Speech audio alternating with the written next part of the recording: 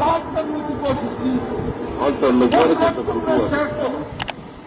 कि उन्होंने शेख तमीम की शहादत के बावजूद, अदालत इस्लामी के तुफान अजीब के बावजूद हक के परचम को नीचा नहीं होने दिया।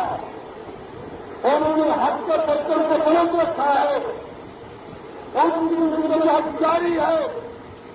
और मैं यकीन दिलाता हूं कि पाकिस्तान के हरीम का बच्चा इस जिम्मेदारी में इनके साथ शामिल है।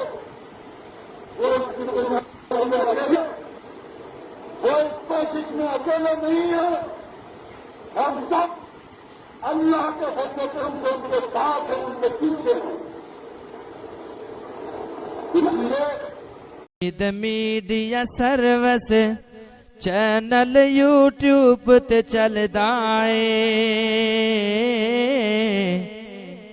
यज़दानी शहीद मीडिया